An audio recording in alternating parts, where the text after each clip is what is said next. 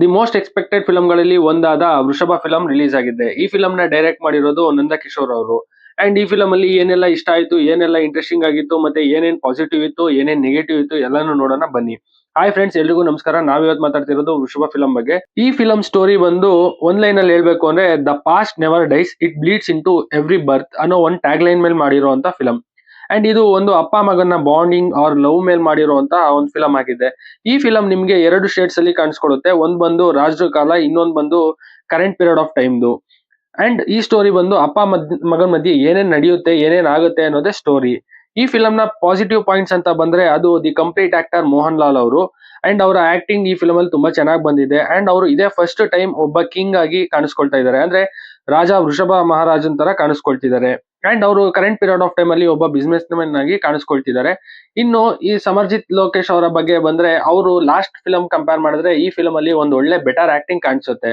And ಅವ್ರು ಕೆಲವೊಂದು fight scenes ಗಳಲ್ಲಿ ಆಕ್ಷನ್ಸ್ ಗಳು ಮಾಡಿದಾರಲ್ಲ, ಅದು ತುಂಬಾ ಚೆನ್ನಾಗಿ ಬಂದಿದೆ. ಇನ್ನು ರಾಗಿಣಿ ಅವ್ರು ಬಂದು ವೃಷಭ ಮಹಾರಾಜನ ವೈಫ್ ಆಗಿ ಕಾಣಿಸ್ಕೊಳ್ತಿದ್ದಾರೆ. ಅಂಡ್ ಅವ್ರು ಕೆಲವೊಂದು ಆಕ್ಷನ್ ಸೀನ್ಸ್ ಇದೆ, ಅದೆಲ್ಲ ತುಂಬಾ ಚೆನ್ನಾಗಿ ಬಂದಿದೆ. ಇನ್ನು ಫಿಲಂ ಅಲ್ಲಿ ಕೆಲವೊಂದು ವಿಜುವಲ್ಸ್ ಆಗಿರ್ಬೋದು, ಅಥವಾ ಒಂದು VFX ಆಗಿರ್ಬೋದು, ಅಥವಾ ಒಂದು ಒಳ್ಳೆ ಚೆನ್ನಾಗಿ ಸೀನರಿ ತರ ಕಾಣಿಸುತ್ತೆ. ಕೆಲವೊಂದಂತೂ ತುಂಬಾ ಅದ್ಭುತವಾಗಿ ಬಂದಿದೆ ಅಂತಾನೆ ಹೇಳ್ಬೋದು. ಮತ್ತೆ ಕಿಶೋರ್ ಅವರ ಆಕ್ಟಿಂಗ್ ಇಲ್ಲಿ ತುಂಬಾ ಚೆನ್ನಾಗಿ ಮಾಡಿದ್ದಾರೆ. ಅವ್ರು ಸಿಕ್ಕಂತ ಸ್ಪೇಸ್ ಆಫ್ ಟೈಮ್ ಅಲ್ಲಿ ಅವರು ಆಕ್ಟಿಂಗ್ ಚೆನ್ನಾಗಿ ಮಾಡಿ ಹೋಗಿದ್ದಾರೆ. ಇದಿಷ್ಟು ಆಗಿತ್ತು ಪಾಸಿಟಿವ್ ಥಿಂಗ್ಸ್. ಇನ್ನು ನೆಗೆಟಿವ್ ಅಂತ ಬಂದ್ರೆ ಸ್ವಲ್ಪ ಜಾಸ್ತಿನೇ ಇದೆ ಈ ಫಿಲಂ ಅಲ್ಲಿ. ಅದೇನೇನು ಅಂತ ನೋಡೋಣ ಬನ್ನಿ. ಮೊದಲನೇದು ಬಂದು ಸ್ಟೋರಿ ತುಂಬಾ ಕಡೆ ಲ್ಯಾಗಿಂಗ್ ಆಗಿತ್ತು. ಅದರಲ್ಲೂ ಫಸ್ಟ್ ಆಫ್ ಅಂತೂ ತುಂಬಾ ಬೋರಿಂಗ್ ಆಗಿತ್ತು. ಈವನ್ ಸ್ಟೋರಿ ಇದ್ರೂ ಕೂಡ ಇವರು ಅದನ್ನ ಕರೆಕ್ಟ್ ಆಗಿ ಕ್ಯಾರಿ ಮಾಡಿಲ್ಲ. ಎರಡನೇದು ಬಂದು ಮ್ಯೂಸಿಕ್.